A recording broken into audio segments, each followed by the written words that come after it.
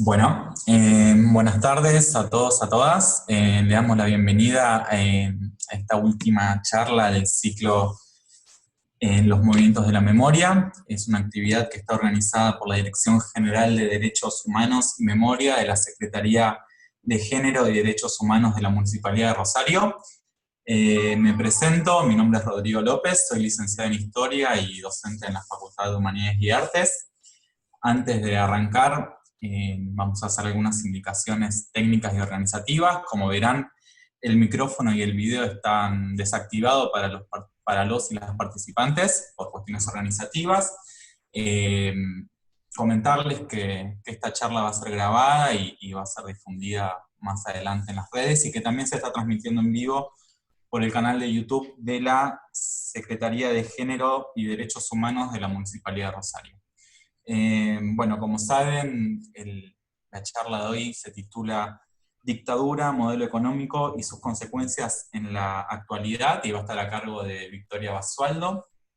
Antes de meternos de lleno en el tema, bueno, quería nombrar a las autoridades que nos acompañan: a Mariana Caminotti, secretaria de Género y Derechos Humanos de la Municipalidad de Rosario; a Alicia Gutiérrez, directora de Derechos Humanos y Memoria de la Secretaría de Género y Derechos Humanos; a Cecilia Ballina, coordinadora del área de memoria; a Adolfo Villate, titular de la Unidad Fiscal de Delitos de Lesa Humanidad de Rosario; Eduardo Josami, director nacional de Derechos Humanos del Ministerio de Defensa de la Nación; Santiago Verachurta, espero haber dicho bien el apellido, director provincial de Protección de los Derechos Civiles y Políticos de la provincia de Santa Fe; Alejandrina Perrén, secretaria de la Secretaría de Derechos Humanos, Género e Igualdad de la Bancaria; a Laura Capela, fundadora del Foro en Defensa de los Derechos Humanos del Colegio de Psicólogos de la provincia de Santa Fe; a Marianela Escoco, historiadora especializada en la historia de los organismos de derechos humanos y las Madres de Plaza 25 de Mayo de Rosario; y a Ingrid Schettel, militante de Hijos. Bueno, antes de pasar a charlar con Victoria, le vamos a dar la palabra a Alicia Gutiérrez, directora general de Derechos Humanos y Memoria, que bueno, va a dirigirse a nosotros y a nosotras. ¿Estás, Alicia? Sí, Rodrigo. Hola, ¿qué tal? ¿Cómo va?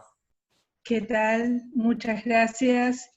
Eh, yo lo que quería señalar, no sé si me ven.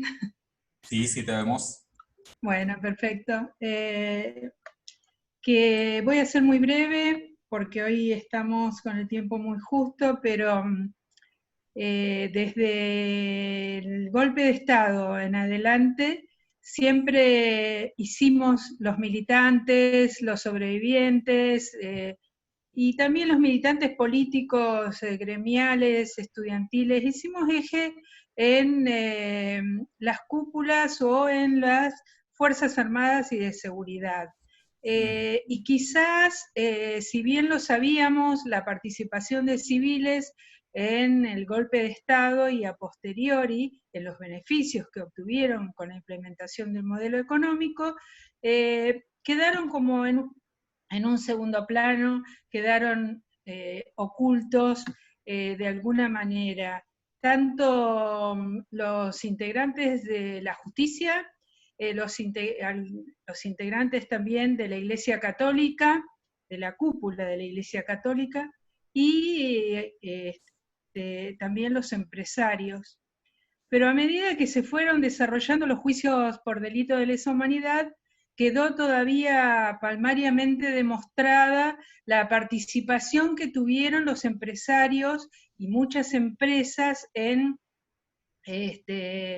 no solamente en el golpe, sino también en la persecución a los trabajadores con el objetivo de destruir todo lo que se había generado en las décadas anteriores, de lucha contra las cúpulas de la burocracia sindical, y eso quizás un comienzo muy trágico fue algo que sucedió en nuestra provincia, donde en marzo de 1975, o sea, gobierno de Isabel Martínez de Perón, se produce un golpe a la espina dorsal de lo que era la lista marrón, de lo que era la organización sindical de los trabajadores y trabajadoras también de Asindar y de las empresas siderúrgicas que estaban en la zona, San Nicolás, etc. Porque con esto de la participación empresaria, nosotros sabemos, los santafesinos y santafesinas, sabemos largas historias, no solamente de Villa Constitución, sino también del cordón industrial de San Lorenzo, donde en petroquímica, en numerosas empresas, que hay compañeros detenidos desaparecidos que estuvieron en esos centros clandestinos de detención y exterminio. Y en estos días ha tomado mucha relevancia porque precisamente en una empresa del norte provincial, donde fueron detenidos nada más y nada menos que 22 trabajadores en la época de la dictadura, y que esa empresa, como muchas otras, gozaron de los privilegios y venían gozándolos ya desde la dictadura anterior, de la dictadura de Onganía, donde se les había dado todas las tierras donde después se instaló la algodonera, a posteriori un puerto, precisamente acá en la zona del cordón industrial de San Lorenzo, y también algo muy importante que se produjo, que fue la estatización de sus deudas. Y ahora, en estos días, ha tomado relevancia nacional como no solamente Vicentín no paga sus deudas, sino que está sospechado, y eso habrá que demostrarlo, de lavado, de el traslado de activos al exterior, etc. Con esto lo que quiero decir es la participación muy clara que tuvieron los civiles durante la dictadura, que después pasamos a decirle cívico-militar y ahora eclesiástica, y también empresarial, vamos a tener que sumarle, porque vienen desde muchos años las investigaciones de investigadoras como Victoria, como organismos, pero también de muchísimos periodistas que trabajaron sobre ese tema y siguen trabajando, de la participación de los civiles, que ha sido menos visualizada por la gente, por los medios y por el común de la ciudadanía. Yo los quiero saludar y dejarlos con Victoria, porque obviamente que ella va a hablar con mucha más propiedad y con todo todos los datos necesarios para poder esclarecer situaciones como las que se dieron en todo el país, porque recordemos, y eso no lo dije, los ingenios en Tucumán, en Jujuy, las yerbateras y bueno, y todas las empresas metalmecánicas que funcionaron y funcionan, y polos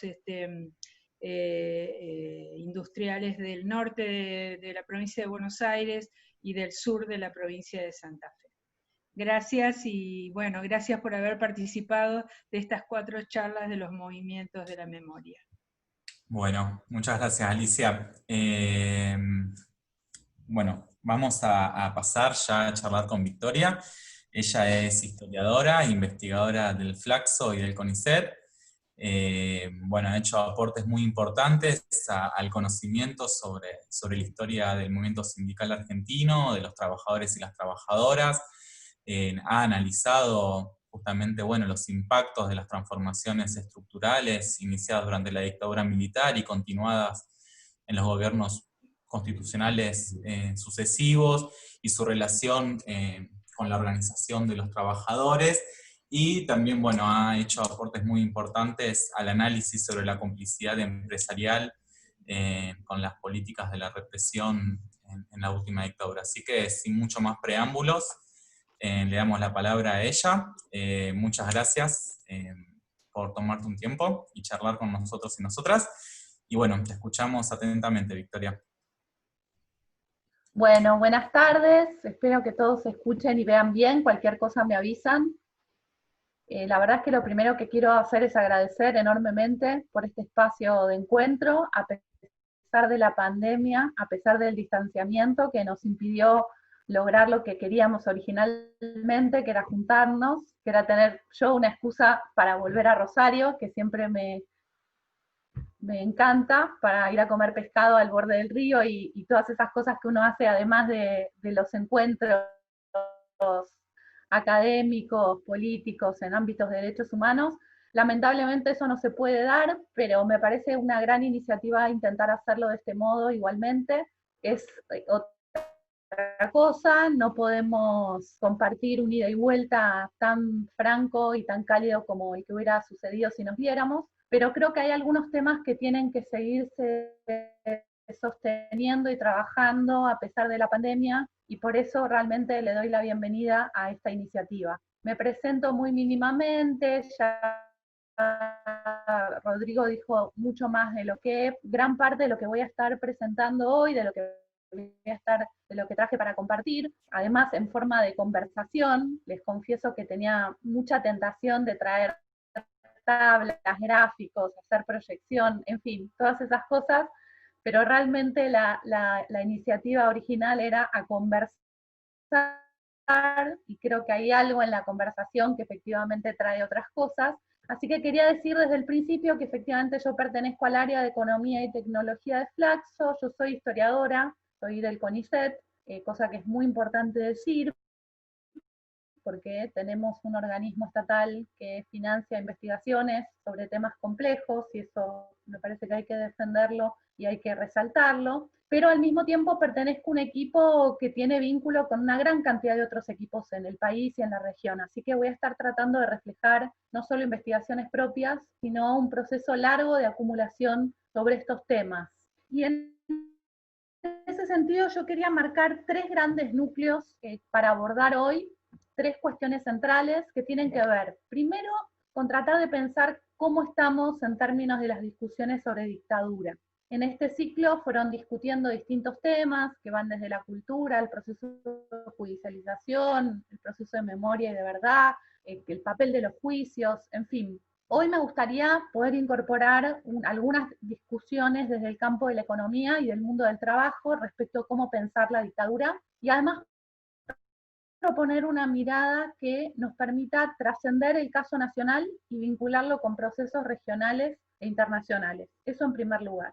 En segundo lugar, respecto de nuestra dictadura del 76, también quiero proponer a las dimensiones que tienen efectos concretos, no solo en términos históricos, sino también en términos políticos y judiciales. Es decir, cómo al pensar en economía es necesario pensar también en transformaciones laborales, y cómo estas dos dimensiones tienen mucha relación con las transformaciones, con la política represiva, ¿no? Que en general se aísla de estos otros fenómenos, y qué es lo que pasa cuando analíticamente los juntamos, qué cuestiones surgen ahí.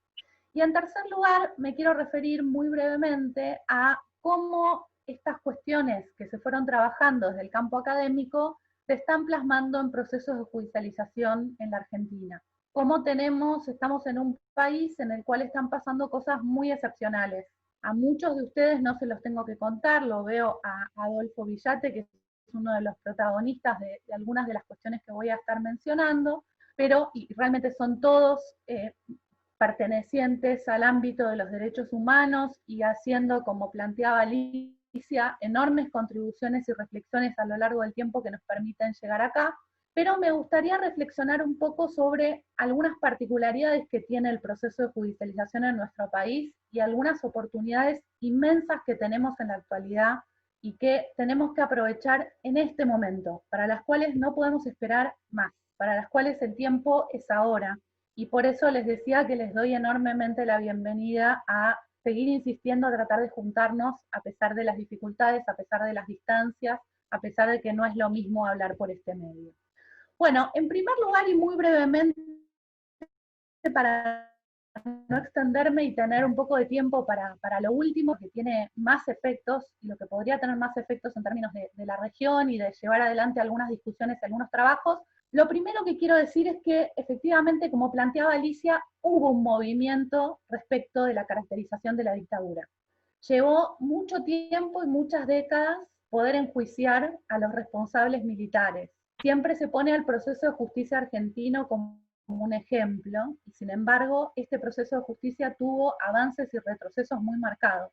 Hubo una larga etapa de impunidad desde los indultos hasta la reapertura de los juicios, en las que hubo que transitar un proceso de cierre del proceso de judicialización. Entonces, de ninguna manera podemos dar por descontada la responsabilidad militar y la importancia de las dimensiones políticas que tanto judicialmente como en términos históricos estuvieron en el centro. ¿Qué quiero decir con esto? La dictadura en general se narró teniendo un protagonista central, que fueron las Fuerzas Armadas, un sujeto enormemente complejo, diverso. Sabemos que las tres fuerzas no solo eran diferentes entre sí, sino que tenían internas dentro de ellas. La toma del Estado no es una cuestión sencilla, no es lo mismo el poder ejecutivo a nivel nacional que los provinciales, que los locales, y que las disputas dentro de las propias Fuerzas Armadas, de ninguna manera es sencillo, pero históricamente se pensó en la historia de la dictadura como la imposición de un aparato represivo por parte de las Fuerzas Armadas contra un proceso de militancia política y en particular contra organizaciones político-militares, ¿no? Esta narrativa, que por supuesto se consolidó muy fuertemente originariamente a partir de lo que toda una corriente de análisis llama la teoría de los dos demonios, que ponía el eje en las Fuerzas Armadas y en la guerrilla, fue dando lugar a un cambio progresivo y a una discusión muy grande sobre cómo pensar a la dictadura, y por supuesto terminó en la concepción que hoy está entre nosotros y que tiene que ver con las responsabilidades diferenciales del Estado, de las Fuerzas Armadas en el poder del Estado respecto de lo que pasó, pero además tuvo que ver con otro fenómeno, que es la inclusión de otras dimensiones económicas y sociales que antes no se veían. No están nada más que estos dos protagonistas, las Fuerzas Armadas y las organizaciones políticas y político-militares y esta radicalización, sino que tenemos que incluir dentro de esta perspectiva a las disputas sociales. Y hay un actor clave en la historia argentina, que es la clase trabajadora, que tiene una larguísima historia. De hecho, los historiadores estamos tratando de dejar de hablar de clase trabajadora solamente desde el proceso de conformación del Estado Nacional, y estamos empezando a pensar en las transformaciones del trabajo desde tiempos prehispánicos y coloniales hasta la actualidad, empezando a pensar en relaciones laborales más amplias. Pero digo, claramente, poner a la clase trabajadora en el centro de este proceso nos permite ver que no solo había una preocupación por la militancia política, no había desde las Fuerzas Armadas una lectura solo de la peligrosidad de determinados sectores políticos y político-militares, sino que había una enorme preocupación por otras militancias, por otras adscripciones, por otros procesos de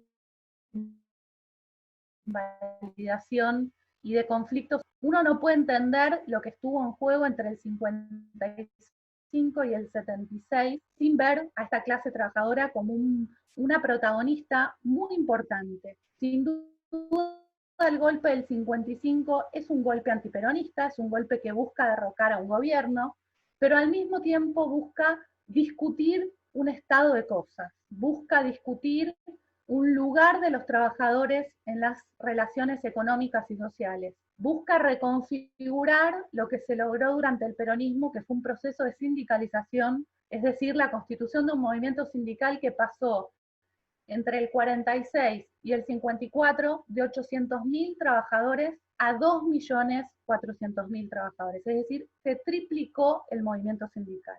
Es este movimiento sindical el que lleva adelante la resistencia durante la resistencia peronista, es este movimiento sindical el que da la disputa en el frigorífico Lisandro de la Torre, es este movimiento sindical el que lleva adelante el plan de lucha del año 63 y 64, ese plan de lucha moviliza 4 millones de trabajadores y la toma de 11.000 establecimientos fabriles, y es este movimiento obrero el que lleva adelante el Cordobazo y una serie de levantamientos, incluyendo, por supuesto, Rosario, con el emblemático Rosariazo, pero además levantamientos y procesos en distintos lugares del país. ¿Qué quiero decir con esto? Que a los debates sobre dictadura hay que sumar necesariamente los aportes desde el campo de la historia económica y de la clase trabajadora, la historia del trabajo. Y que cuando uno hace esto no pierde, sino que gana, no niega la complejidad de las Fuerzas Armadas como actor, no niega su protagonismo, no niega su responsabilidad, no niega la importancia de la militancia política y político-militar, sino que suma a esas dimensiones otros protagonistas, otros sujetos, otras claves, sin las cuales es muy difícil entender la ferocidad que asumió el terrorismo de Estado desde el 76. No solo esto, sino que diría que no solo necesitamos pensar la dictadura en términos interdisciplinarios, es decir, no nos basta con la historia política y no nos basta con el foco en la represión. Tenemos que poder entender de la mano de la economía y de la mano de la historia del trabajo, que son múltiples fenómenos los que se anudan en torno a la dictadura.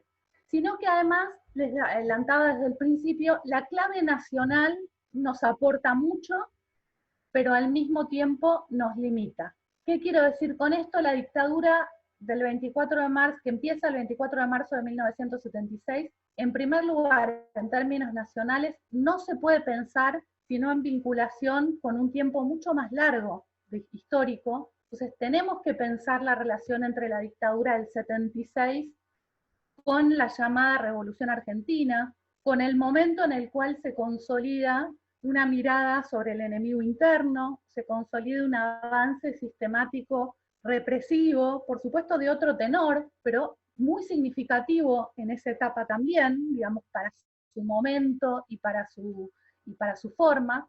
Y además esto que decía, también nos remite por lo menos al 55, ¿no? A un proceso en el cual hubo un derrocamiento de un gobierno elegido por elecciones democráticas, etcétera, y un intento de interrupción de un proceso de transformación social muy grande. Entonces, lo primero que digo es, no aislemos a la dictadura en un periodo acotado, cerrado, sino pensémosla en el largo plazo, pensémosla en relación con la configuración de entramados represivos más amplios, de una historia de lucha social que viene desde antes, y por supuesto podríamos ir más atrás y podríamos ir más hacia adelante. Yo estoy proponiendo algunas lecturas y algunas conexiones para empezar. Y por otro lado planteaba, tenemos que pensarlo a nivel nacional y tenemos que pensarlo a nivel regional e internacional.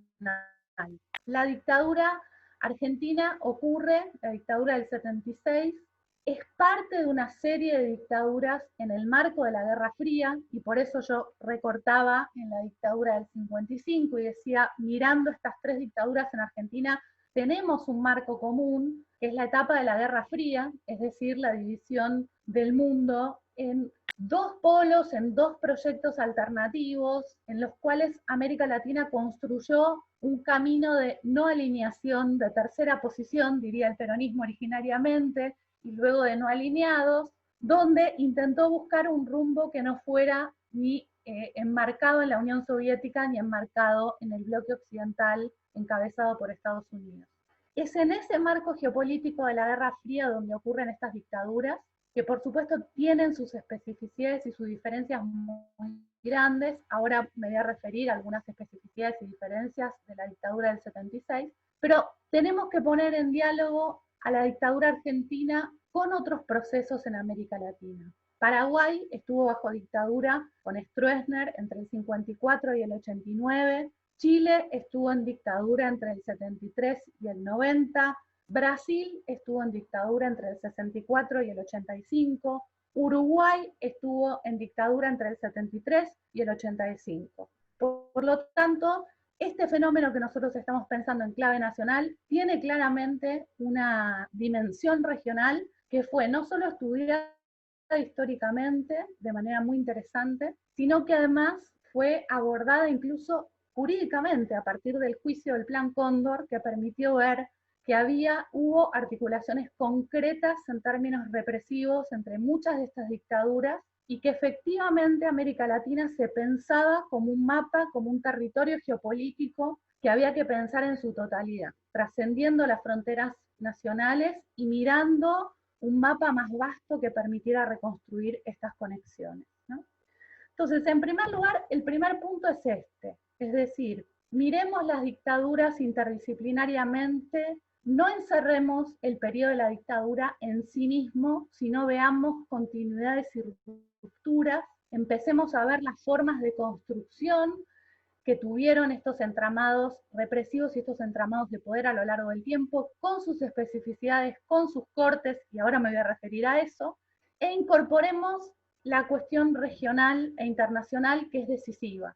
La cuestión internacional, esta dictadura no sucede en cualquier momento, sucede en los años 70, que es un momento de transformación del capitalismo global. Es un cambio del fordismo al posfordismo muy significativo, y estos procesos dictatoriales, las transformaciones regresivas económicas, van a tener que ver, mucho que ver con algunos procesos en los países centrales, en particular el surgimiento del neoconservadurismo. Reagan y Thatcher, para decirlo muy claramente y muy cortamente, ¿no?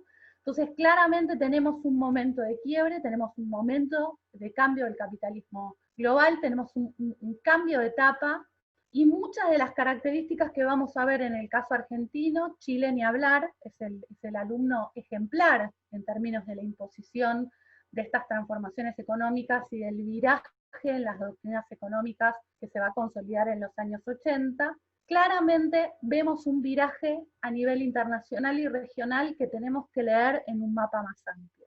Bueno, ese es el primer punto.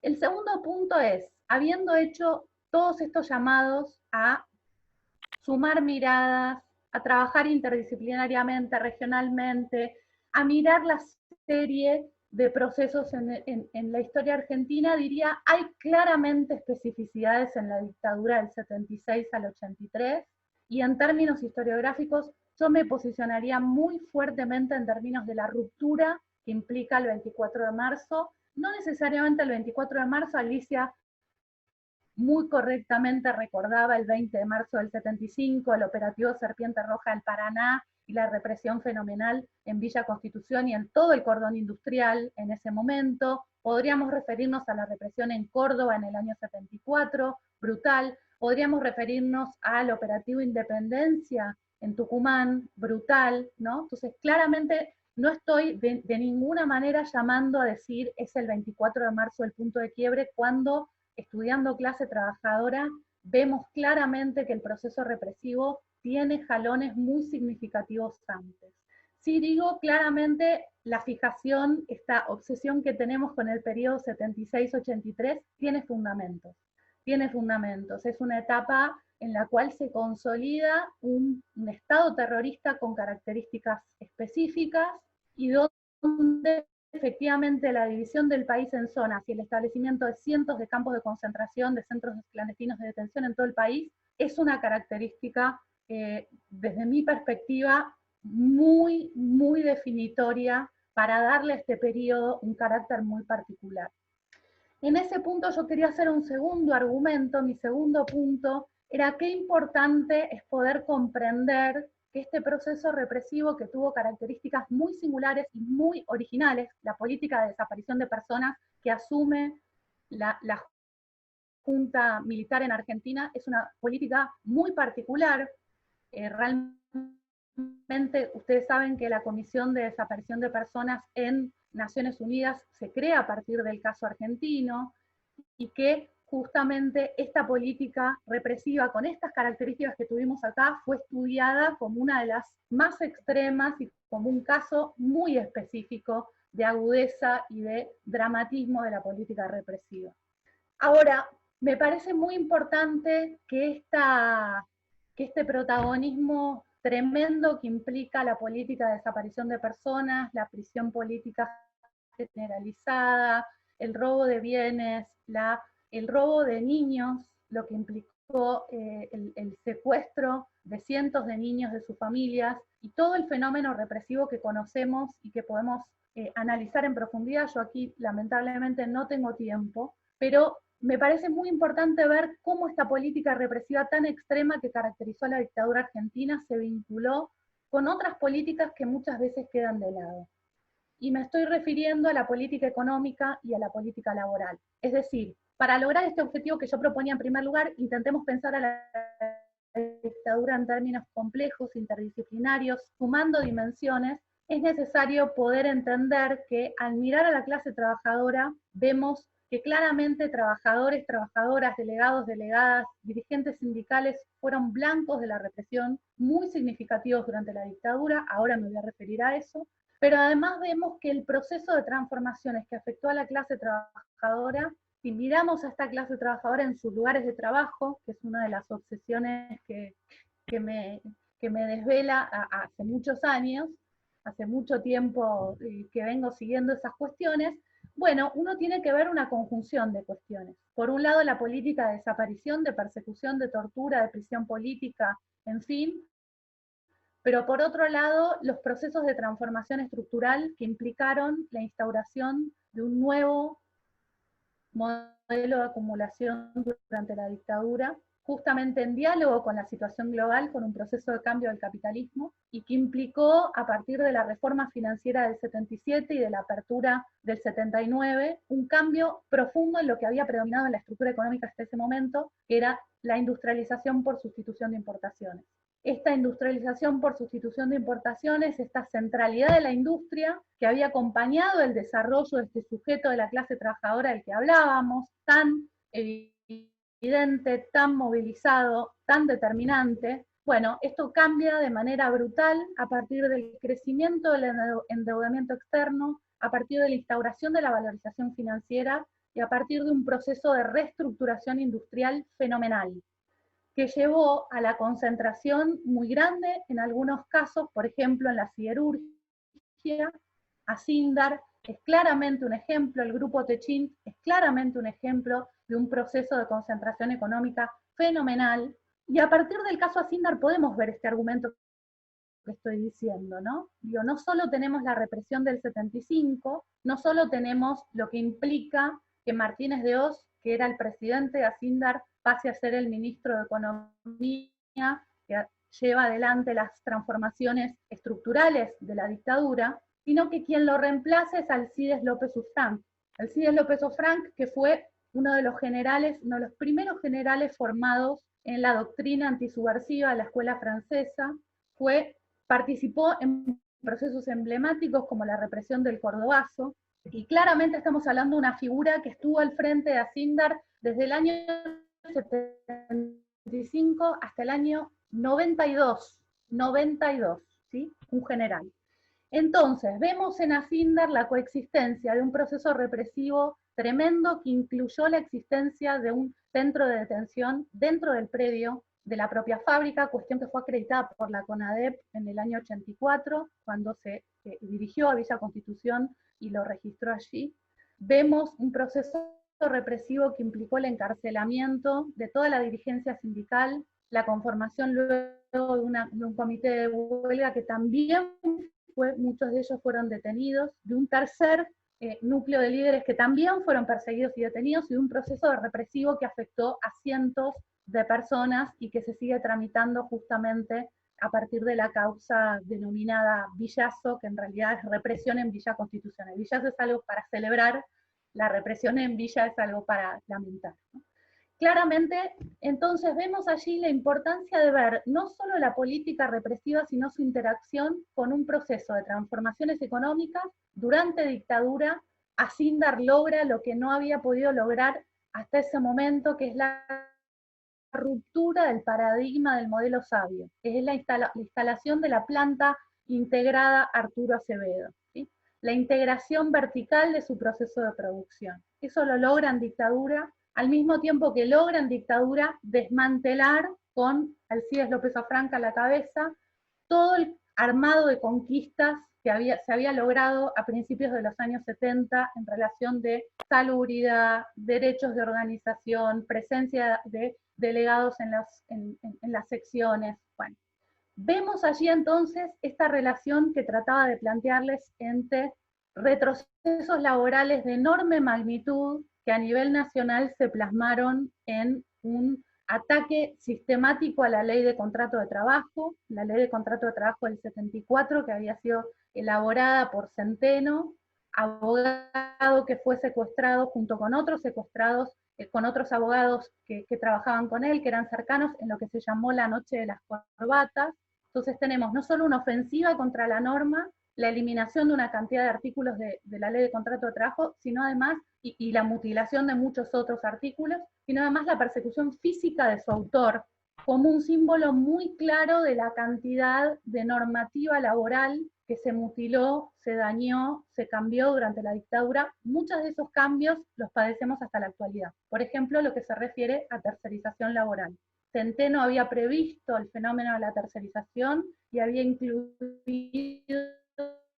cláusulas muy interesantes en el artículo 30 de la Ley de Contrato de Trabajo. Esto fue cambiado por la dictadura y hasta hoy esos cambios siguen en pie, y esto fue un punto de partida muy significativo para la expansión de un fenómeno como la tercerización laboral. Entonces les planteaba, Asindar nos sirve como ejemplo para poder ver la relación entre las políticas represivas, donde vemos no un solo sujeto actuando, sino que vemos a las Fuerzas Armadas, en este caso al CIES López Ofrán, con su carrera de militar al frente de una empresa. Esto fue algo lo vimos en varios casos, presencias militares en directorios empresariales y funcionarios empresariales como funcionarios políticos en las dictaduras militares, ¿no? Este entramado por un lado, pero además claramente lo que vemos en ese caso es un involucramiento directo de la empresa en el proceso represivo, a partir de una gran cantidad de cuestiones que tienen que ver primero con la habilitación del espacio para detención dentro del propio predio, pero además el financiamiento provisto, la provisión de recursos logísticos y materiales, la presencia de funcionarios, que llevaron justamente a que en la causa Asindar se realizaran 2 procesamientos a funcionarios empresariales el 11 de marzo de este año, dictado ahora no más, el auto de procesamiento. Entonces estamos hablando de una relación muy fuerte entre fuerzas militares y dirigencias empresariales en el proceso represivo. Estamos hablando de transformaciones económicas muy decisivas. En el caso de la siderurgia, Asindar además absorbe una gran cantidad de empresas durante la dictadura, se beneficia a partir de la estatización de su deuda y se beneficia a partir de programas de promoción industrial, al mismo tiempo que desmantela la estructura de derechos laborales. Cuando uno mira la dictadura desde esta perspectiva, diciendo, no es solo en Argentina, es regional, hay vínculos. En Argentina tenemos que analizarla en el largo plazo, pero además una vez que analizamos la dictadura del 76-83, hay allí una interrelación muy fuerte entre represión, transformaciones económicas y pérdida de derechos laborales, retroceso en los derechos laborales. Todos estos elementos no son nuevos ni provienen únicamente de la producción académica. Y voy a pasar entonces al tercer punto que quería hacer, para el cual tengo unos minutos por suerte. Y mi tercer punto era, bueno, ¿cuál fue el lugar que asumió esta problemática en el proceso de memoria, verdad y justicia argentino? Y cómo apareció este papel al que estamos refiriendo, el poder económico, en la dictadura. Y en este sentido quiero decir que estos temas que estamos discutiendo hoy, que a mí me parecen urgentes, me parecen necesarios, me parece algo que tendría que estar realmente en el tope de nuestra lista, y que de hecho se las ingenia para estar, como decía Alicia, de la mano de los testimonios de los sobrevivientes de Vicentín, que dicen, no se olviden de nosotros, están hablando de esta empresa, y en realidad hay una historia previa de larga data, y esto es algo que sucede en diversos casos. Bueno, este tema de la participación de las empresas en la dictadura, tanto la provisión de cuadros empresariales, la relación orgánica, institucional de algunos sectores empresariales con la dictadura, pero además la participación en la represión, se plasmó desde el informe de la CONADEP y desde el juicio de las juntas en adelante. No es una cuestión nueva. Si ustedes miran el Nunca Más, van a encontrar ahí el caso de Ford, van a encontrar los astilleros, van a encontrar Ledesma, van a encontrar Asindar. La CONADEP estableció una comisión en Asindar y verificó la existencia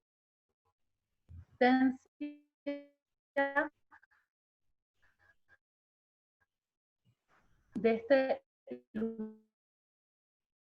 lugar de detención en el año 80, Morales, en los años 80, algunos de los cuales fueron respondidos con incluso los mismos colectivos tuvieron distinta suerte en tribunales laborales, algunos les dieron curso y otros no. Hay una historia apasionante sobre eso de la cual no voy a hablar ahora. Pero claramente tenemos en los años 80, en las dos grandes instancias, en la CONADEP y en el juicio de las juntas, hay una mención explícita de Ledesma, de los astilleros Astarza, de Ford, de Asindar. Todos estos casos están marcados en ese momento.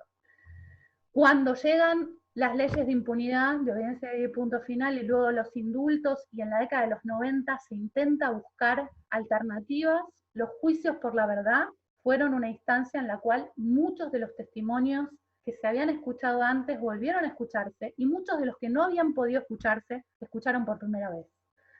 Les digo, por ejemplo, yo no trabajé solo sobre el caso Asindar, sino también sobre otras empresas como Alpargatas, sobre las cuales había caído además la maldición de un proceso de desmantelamiento de la producción industrial muy fuerte, por lo tanto muchos de esos trabajadores nunca habían podido volver.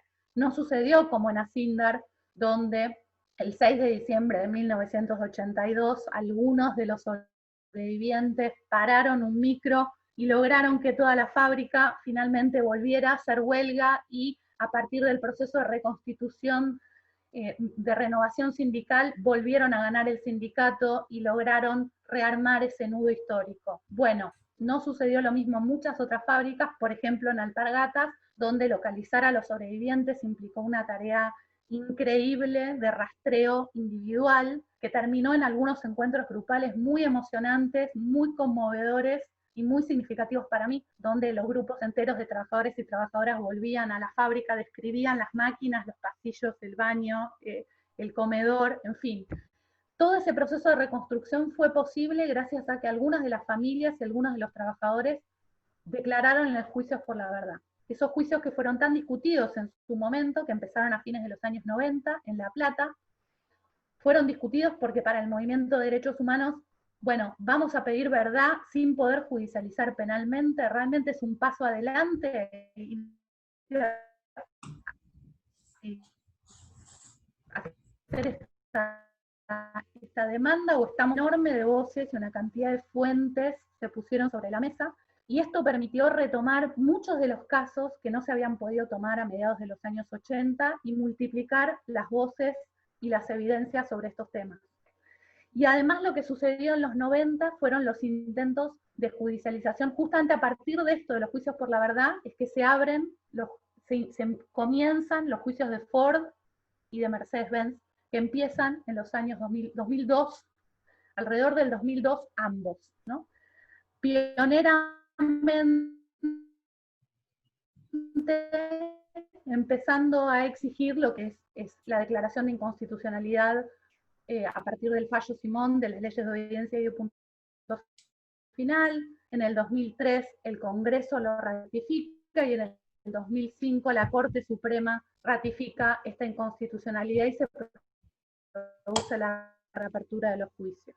En el marco de la judicialización no es algo nuevo. No es una cuestión que se inventa en los 2010, 2012,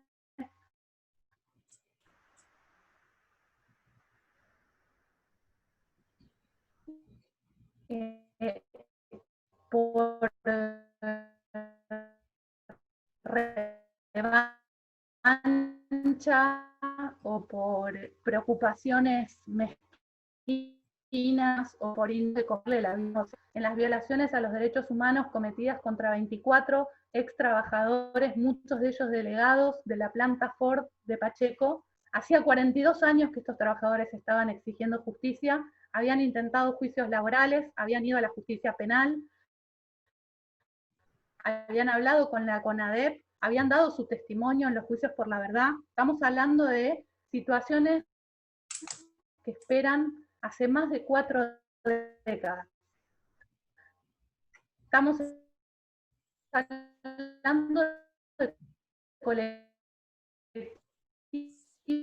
de trabajadores y trabajadoras que respondieron, como una gran cantidad de actores sindicales que se hicieron presentes en ese juicio emocionante, que se desarrolló en San Martín, en el juzgado de San Martín, entre diciembre del 2017 y diciembre del 2018, y que culminó en una decisión judicial que creo que tenemos que recordar, que tenemos que tener presente y que tenemos que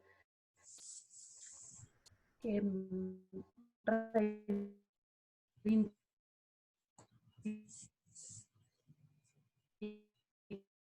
como propia, que es a Santiago Margueros, pero además la declaración como partícipes necesarios a los dos gerentes de Ford, Müller y Sibila, Pedro Müller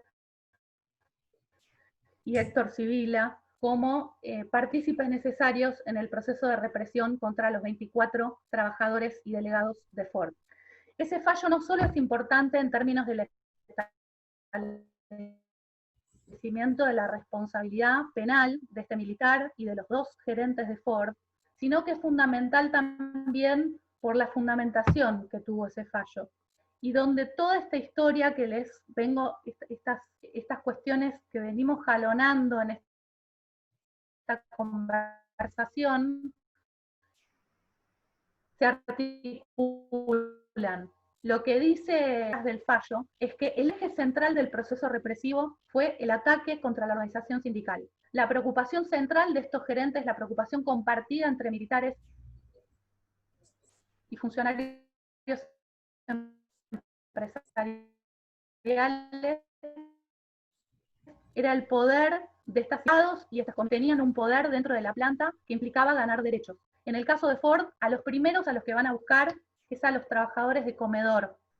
Nunca lo entendimos. Nunca lo entendimos hasta que pudimos encontrar a esos trabajadores y nos contaron todo el proceso de organización de los trabajadores de comedor de Ford, que implicó su inclusión en ESMATA en el año 75, lo que más que duplicó su salario, y les implicó ganar una cantidad de derechos fenomenales, cuestión que hicieron a partir de huelgas en la planta, interrumpiendo en realidad demorando la provisión de comida, descubriendo el poder estratégico que tenían. La planta entera de miles de trabajadores no funcionaba si ellos entregaban las milanesas o las ensaladas o las empanadas que debían comer los trabajadores con demora, ¿no?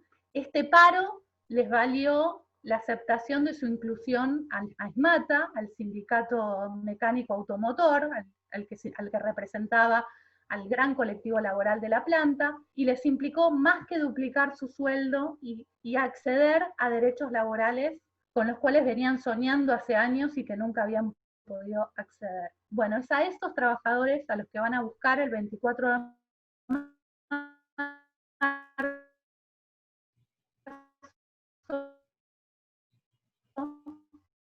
de de manera pública. Dos trabajadores muy jóvenes,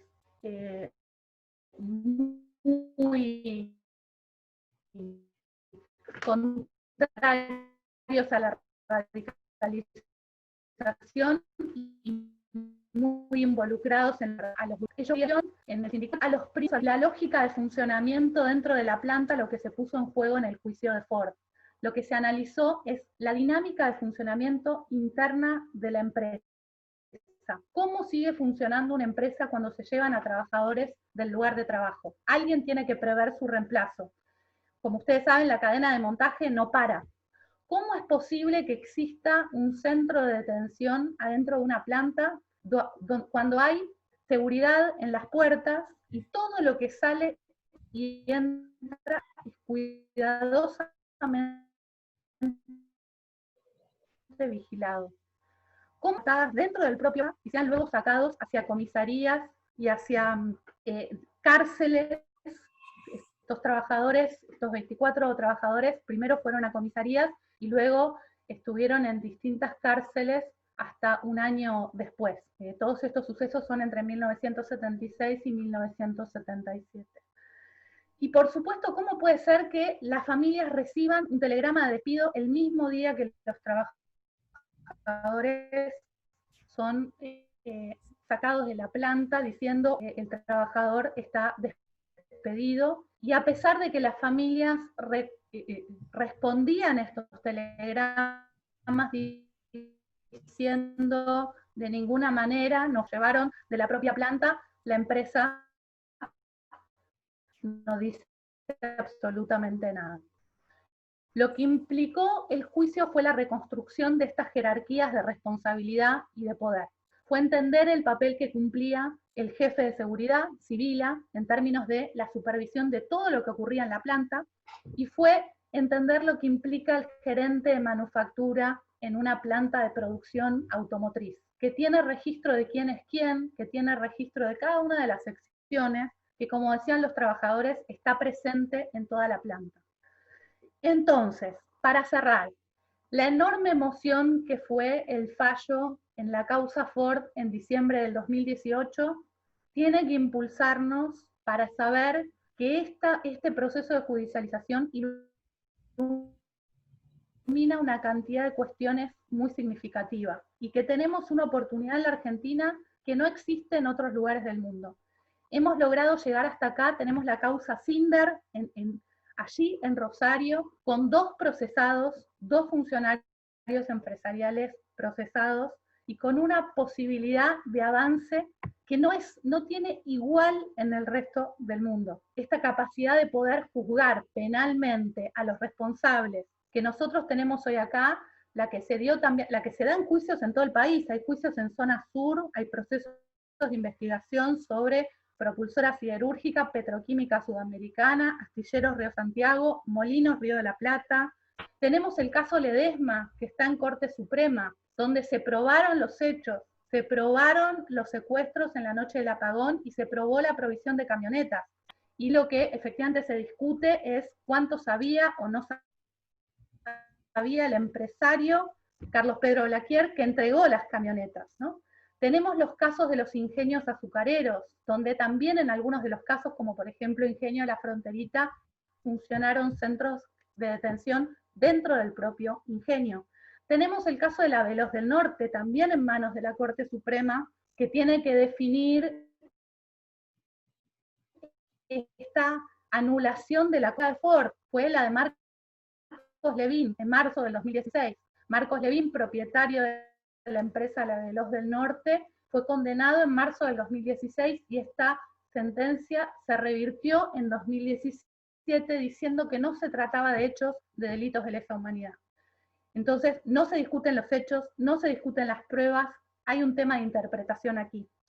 Traigo esto porque creo que tenemos una agenda de trabajo, no solo en términos de investigación, sino de judicialización, que nos convoca. Una agenda que no es nueva, una agenda que no estamos armando ahora, sino una agenda que viene hace 4 décadas, sosteniéndose, probándose con una cantidad de prueba, con una cantidad de material de archivo impresionante, con las voces de los sobrevivientes que siguen sosteniendo estas historias, como los trabajadores de Vicentín, ¿no? Zarza y Venturini, que levantan la mano y dicen, algunos de ellos testimoniaron en el año 84 ante la CONADEP, ¿no?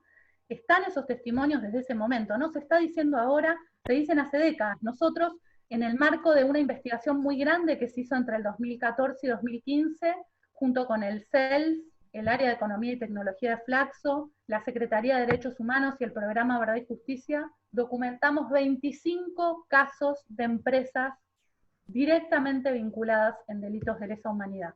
Entre esos 25 casos están muchas de las que estoy mencionando: Ford, Mercedes-Benz, Fiat, Asindar, el grupo Techint, varias empresas del grupo Techint, Ingenios, Fronterita y Concepción, por supuesto el Ingenio Ledesma, Mina El Aguilar, muy importante caso, emblemático el dirigente Abelino Bazán, una historia de organización increíble, la de Mina El Aguilar. Estamos hablando de Las Marías en el NEA, estamos hablando de Loma Negra, estamos hablando de la Nueva Provincia, los astilleros de zona norte, ceramistas, bueno, 25 casos, y una lista larga que no llegamos a abordar. Vicentín estaba entre ellas. Hicimos algunas entrevistas, teníamos datos preliminares, y sin embargo no llegamos a abordarlo como caso central, porque había otros que tenían todavía más evidencia. Pero es un terreno en el cual tenemos mucho por hacer y tenemos grandes oportunidades. no solo en términos de investigación, sino en términos de judicialización. Por eso celebro enormemente esta invitación a conversar sobre estos temas. Verán que me apasionan y que me interesan un poquito, pero esta pasión y esta invitación tiene que ver con sumar fuerzas, ¿no? Lo hablaba con Santiago, tenemos planes que hacer en Rosario, tenemos mucho que hacer para sostener a la Fiscalía, para apoyar a las querellas en causas tan emblemáticas como la causa de la represión en Villa Constitución, pero cada uno desde su lugar es mucho lo que puede activar, lo que puede sumar y lo que puede contribuir para un proceso que creo que tiene mucho que ver no solo con nuestra historia y con nuestro pasado, sino también con nuestro futuro. Gracias. Bien, muchas gracias, Victoria. La idea ahora es poder abrir un espacio de preguntas e intervenciones que las pueden hacer por el chat. Bueno, ya hay un par de preguntitas.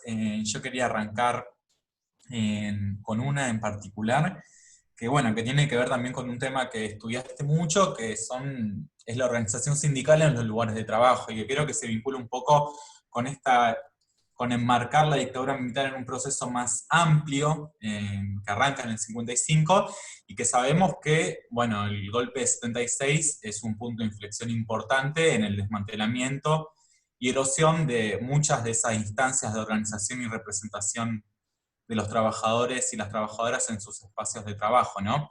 Mi pregunta un poco iba vinculada bueno, ¿cómo pensás vos esa relación, ¿no?, entre transformaciones estructurales en la ofensiva del capital sobre el trabajo con el desmantelamiento del entramado organizacional, y que también eso, bueno, nos habla un poco también de los legados de la dictadura, del punto, bueno, en las décadas posteriores que siguió ese proceso, ¿no?, de ataque sobre las organizaciones laborales. Pero bueno, mi pregunta iba un poco dirigida a esa, y mientras tanto esperamos al resto de los participantes a que hagan las suyas. Se cortó, me parece.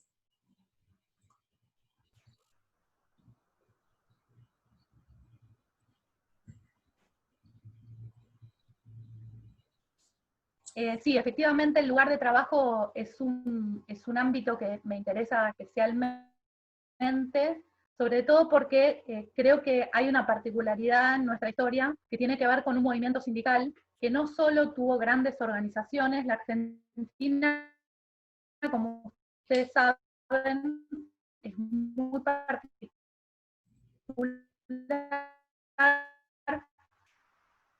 primero porque mantuvo la negociación por rama de actividad, entonces por eso estamos hablando de estos grandes negociando en cada... Esto es una característica muy particular de la Argentina. La consolidación de la estructura sindical durante el peronismo tuvo mucho que ver con esta presencia de delegados y delegadas en cada sección que permitían condicionar las formas de organización en el día a día. Creo que entender la importancia de esos niveles de organización nos permite entender lo que los trabajadores de Ford no pueden explicar. Era increíble escucharlos en el juicio diciendo, ¿por qué me pasó a mí? ¿No? ¿Cómo puede ser? ¿Cómo puede ser que me hayan secuestrado y que me hayan hecho todo lo que me hicieron cuando finalmente los liberan, están con libertad vigilada, le patean la puerta en la casa, los vigilan durante años, algunos de ellos tienen vigilada y tienen visitas por parte de personal de las fuerzas hasta después de la transición a la democracia? Bueno, ¿cómo puede ser, no? En ese sentido, a mí me parece que todo este proceso de trabajo y de judicialización permitió desentrañar ese misterio que es cómo puede ser que sean tan peligrosos esos delegados, esas delegadas, esos trabajadores, cuál es la peligrosidad que revisten y cómo el enemigo interno del cual hablábamos no son solo los militantes políticos o político-militares, hay en esa organización, en el lugar de trabajo, un poder fenomenal. Y eso es lo que vemos en la dictadura, cómo desactivar ese proceso de organización fue un objetivo muy significativo. La dictadura no se propuso solo destruir, se propuso también construir, reconstruir y modificar, ¿no? Entonces hay una interpelación a que los sindicatos funcionen de una determinada manera, a que determinados mecanismos que antes implicaban un enorme poder de paralización, yo les contaba lo de los trabajadores de comedor, que paralizaban toda la planta, simplemente entregando los alimentos con otro ritmo, plantándose desde una sección supuestamente marginal. Creo que ahí en los lugares de trabajo se juegan muchas cosas. Por eso me parece que uno de los legados más importantes de la dictadura fue esta ofensiva contra las formas de organización en los lugares de trabajo, que solo se recuperó parcialmente. Por un lado, porque como bien sabes, estudiando los años 80, Rodrigo, claramente el proceso de institucionalización y de negociación colectiva tardó en recuperarse en los años 80, pero además porque después vino la hiperinflación del 89, la segunda ola de reformas liberales en los 90, y un proceso de profundización de políticas neoliberales que realmente terminaron por disciplinar o por someter a todo un sector, por hacer perder una enorme cantidad de derechos. Y sin embargo tenemos un sujeto muy activo, porque esas privatizaciones tuvieron una respuesta enorme, la movida contra las privatizaciones fue impresionante, y la olvidamos, ¿no? La carpa blanca y la respuesta docente frente a la ofensiva neoliberal, lo que fueron las marchas la marcha federal en la década de los 90. Entonces, creo que en los lugares de trabajo tenemos ese proceso de disputa que vemos de forma tan dramática en dictadura, pero que sigue luego también. Bien. Bueno, a ver, acá tenemos una pregunta de Cachambi Donato, que bueno, hizo dos, pero que se puede sintetizar en una, que es, ¿puede haber un vínculo de la compañía minera Aguilar con el asesinato del diputado Ortega Peña por la presentación en la Cámara de Diputados de la Nación del anteproyecto de nacionalización de Mina Aguilar después del Aguilarazo en el 73? No sé si tenés ese dato. No, no lo tengo, pero sí quiero decir respecto de Mina Aguilar que me parece un caso muy movilizante. A mí me conmovió mucho en su momento. Nosotros es uno de los casos que investigamos en este libro de responsabilidad empresarial en delitos de lesa humanidad, este informe que les decía que está disponible en forma gratuita para todos. Lo buscan en la red y lo bajan, son más de 1000 páginas, 25 casos. Bueno, uno de esos casos es Mina Aguilar, y para mí fue muy conmovedor poder descubrir toda esta historia de organización. La figura de Abelino Bazán es apasionante, una figura además de relevancia política nacional, y además tuve la posibilidad, no pude ir, porque ese es el otro tema, vos preguntabas por los lugares de trabajo, no podemos acceder a los lugares de trabajo. Las empresas dominan esos territorios. Entonces, no solo no tenemos acceso a los papeles, sino que no podemos ir. Es un territorio vedado, con guardias y con una seguridad que deja pasar a quien quiere dejar pasar y no deja, ¿no? Entonces, también eso. Vi un montón de videos sobre la mina y sobre el proceso de organización en una zona tan compleja, con condiciones de vida terribles. Todos los casos del NOA tienen una particularidad, que es el dominio fenomenal de las empresas sobre el territorio, que no es igual que en el entramado fabril, no es igual que en los cordones industriales. Por supuesto, no vamos a negar el dominio que tiene Acindar en Villa Constitución, o el que tiene el grupo Techint, y en particular Dalmine Siderca en Campana, ¿no? Claramente son los dueños del territorio, los que nombran las avenidas, los que donan a las escuelas y a los hospitales. Hay un poder muy fuerte. Pero en el norte el poder es mucho más grande todavía. Estamos hablando del dominio sobre la zona de viviendas, la cuestión de la provisión de comida está muy controlada, y el proceso de organización fue muy dramático. En ese marco el Aguilarazo fue impresionante. Ver realmente, tuve acceso a una cantidad enorme de testimonios del proceso de organización, y uno puede entender el porqué del ensañamiento tremendo y de cómo parte de ese proceso represivo es también una lección para no animarse, ¿no? Entonces, bueno, me quedo con el dato de Ortega Peña, no lo sabía, lo voy a buscar, lo voy a rastrear, pero sí celebro que haya alguien hablando del caso de Mina Aguilar, que está siendo juzgado ahora en la megacausa en Jujuy, igual que está siendo juzgado en los casos de Ledesma, aunque en ambos casos no hay responsables empresariales imputados en esa causa, a pesar de las innegables relaciones que hay.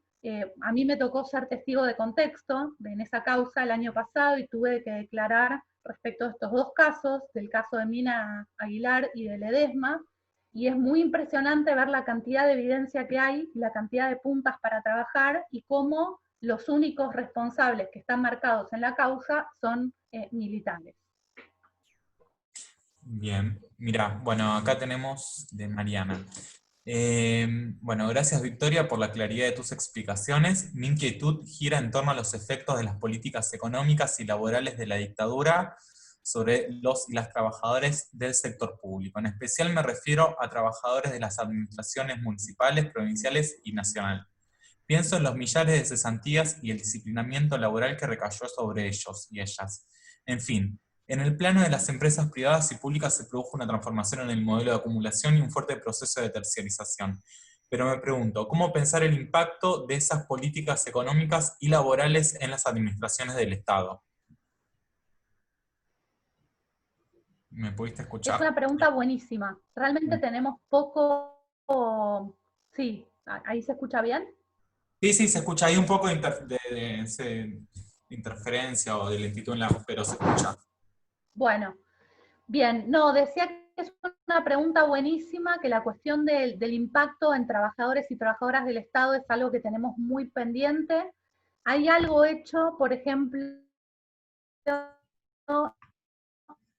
en el caso de Astilleros Río Santiago, de todo el país. Lo que pasa es que es una empresa muy particular porque estaba bajo órbita de la Marina, entonces el proceso represivo fue tremendo allí, pero es muy interesante que ella pregunte, que Mariana pregunte sobre la administración pública y los trabajadores y trabajadoras del Estado, porque otras investigaciones recientes, por ejemplo, una investigación sobre el Banco de la Nación Argentina, en un libro que se llama El Banco de la Nación Argentina y la Dictadura, un libro que les recomiendo, que hizo un equipo de investigación del área donde yo trabajo. Yo no fui parte de esa investigación, pero ellos trabajaron sobre el Banco Nación y trabajaron sobre las formas en las cuales el Banco Nación financió a las Fuerzas Armadas, pero además rastrearon el impacto que había tenido la dictadura sobre el Banco Nación y sobre sus trabajadores. En el caso del Banco Nación están los documentos que en realidad convierten a la jerarquía interna del Banco Nación en términos de una jerarquía militar. Es decir, transforman a los empleados del banco, les otorgan rangos semejantes a los militares, lo cual los ponía bajo órbita militar en términos de su propio accionar. Lo mismo en términos de luz y fuerza. Es impresionante, yo hice varias entrevistas a distintos trabajadores de luz y fuerza en distintas plantas eléctricas de la ciudad de Buenos Aires y de la provincia de Buenos Aires, y es impresionante el despliegue militar sobre luz y fuerza en ese momento. Ustedes saben que además desaparece un dirigente emblemático de luz y fuerza, Oscar Smith, en febrero de 1977, después de un proceso de movilización y de organización muy grande, que él termina con una negociación exitosa con los militares y luego desaparece, a pesar de ser un líder bastante conciliador y bastante reactivo a los sectores más combativos, ¿no? Entonces, los datos que tenemos sobre Luz y Fuerza, sobre Banco Nación, sobre incluso los trabajadores del subte, que eran estatales en ese momento, también tenemos datos sobre niveles de disciplinamiento fenomenal, sobre cesantías, sobre trabajadores y trabajadoras que se van, y es muy interesante lo que plantea Mariana respecto de la tercerización. La tercerización avanza en los años 70 y 80, no tanto en el Estado. Realmente en el Estado el proceso de tercerización se impone a partir de la segunda ola de reformas neoliberales y justamente con la ley de reforma del Estado que impone Menem. Es a partir de eso y del financiamiento de organismos internacionales que empieza la contratación en el Estado a gran escala y la precarización laboral de las relaciones en el marco del Estado.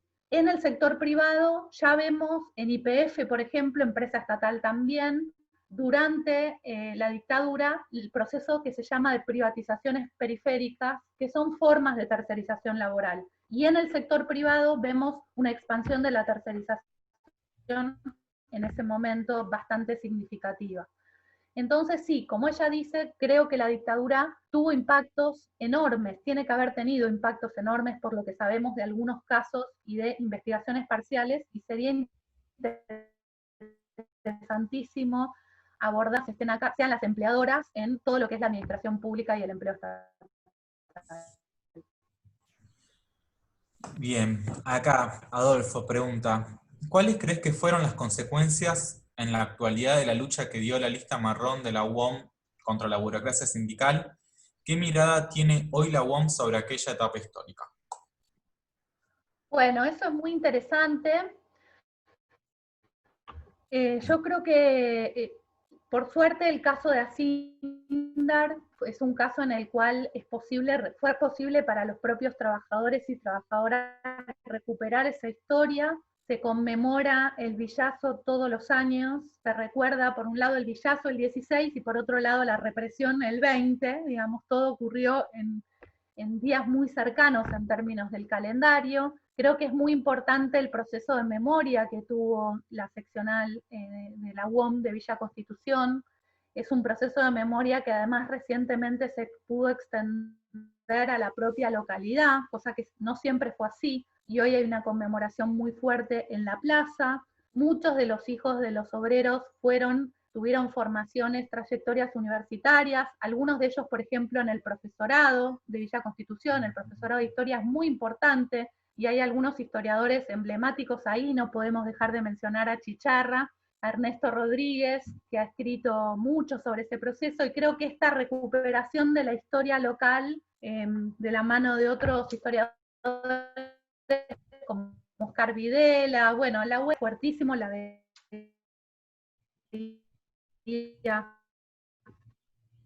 a Marianela por ahí, Rodrigo, hubo un proceso de recuperación de la historia muy fuerte. También creo que es un ejemplo para ver lo difícil de poder responder, porque a pesar de que es un ejemplo de reorganización sindical, desde los micros, y dicen compañeros, hay en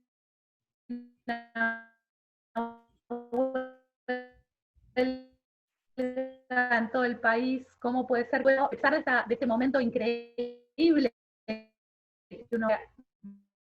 del sufrimiento que implicó la cárcel para todos ellos, el exilio para algunos en Francia, recién volviendo en los años 80, el rearmado. A pesar de eso vemos el impacto de las transformaciones estructurales. En Villa Constitución hubo un lockout patronal en el año 91, encabezado por López Ofrán,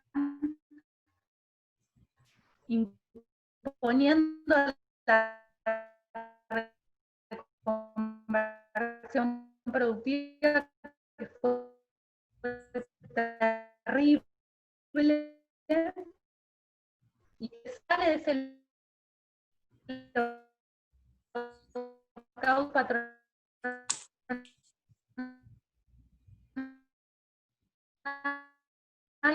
que se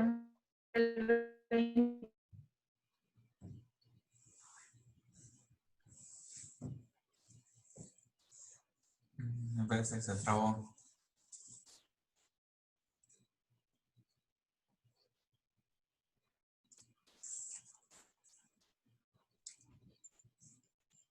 ¿Estás, Victoria? ¿Nos escuchás?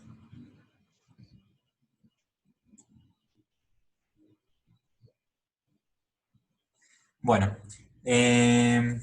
mientras esperamos que vuelva Victoria, vamos a ir cerrando la actividad.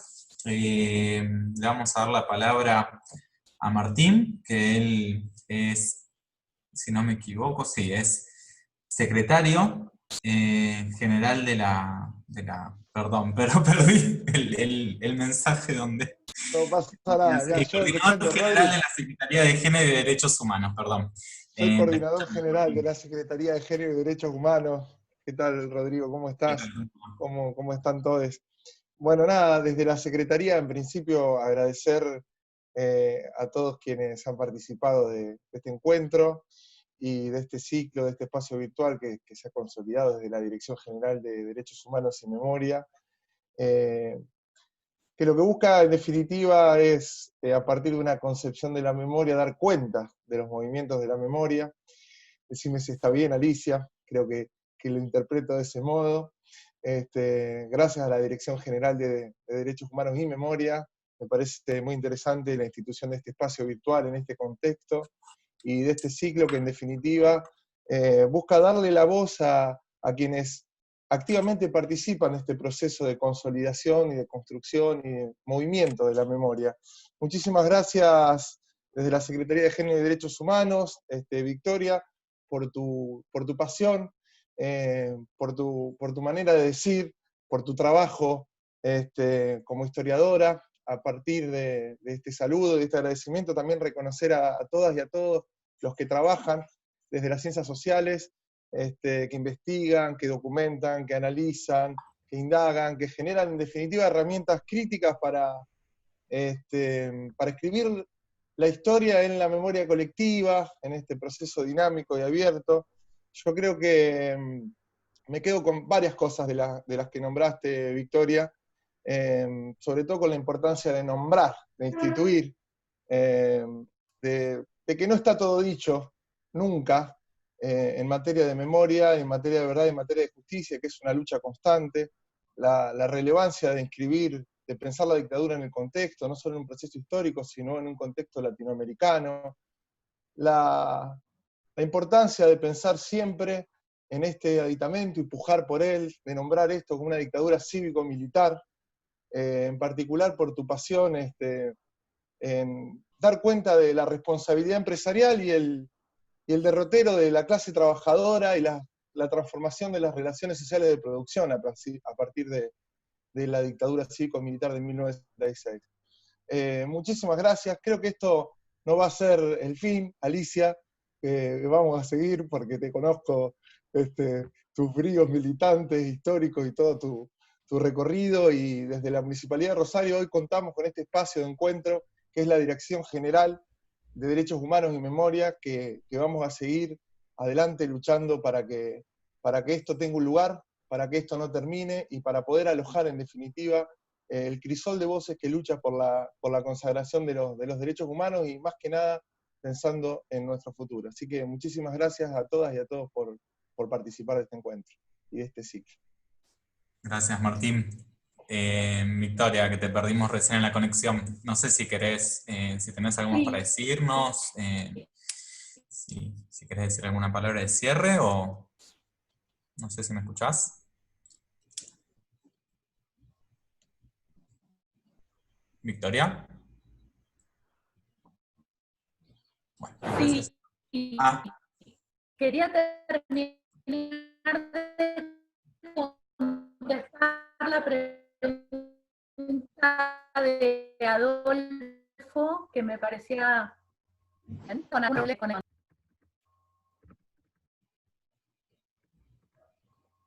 No, yo no escuché, no sé si...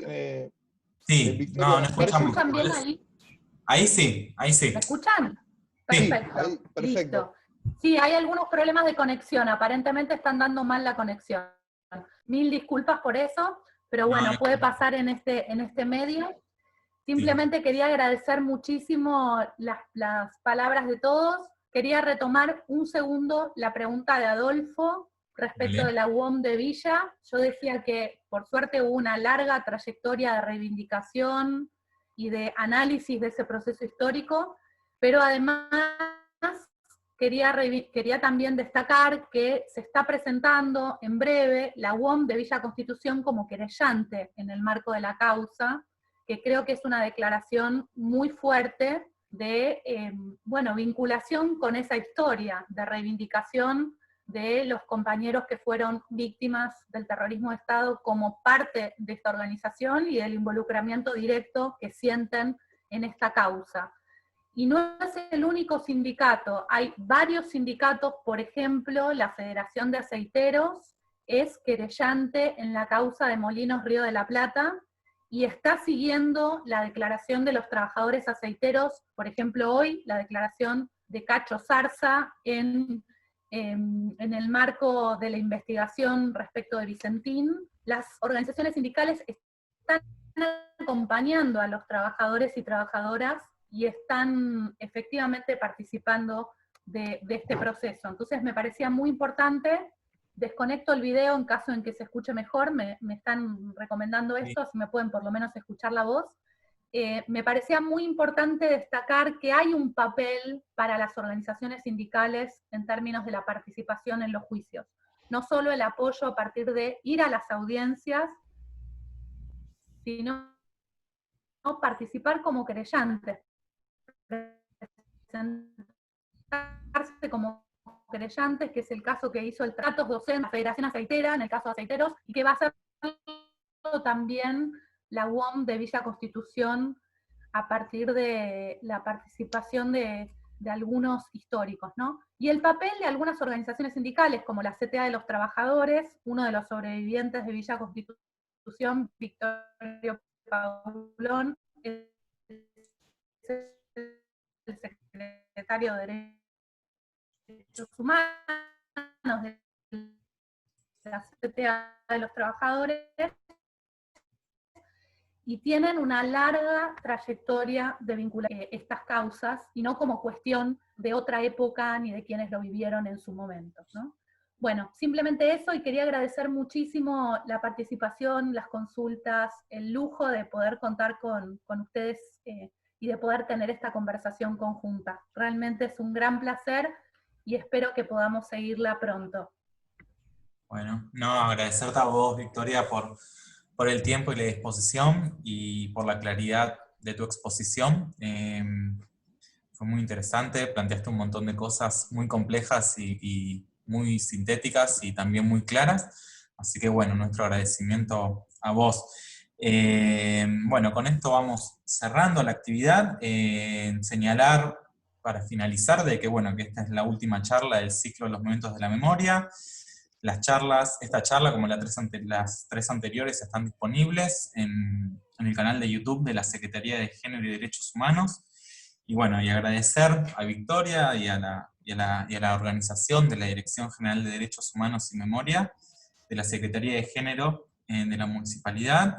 Y bueno, sin más, nos vamos con un montón de cosas para pensar. Y hasta la próxima, y gracias a todos y a todas por su atención.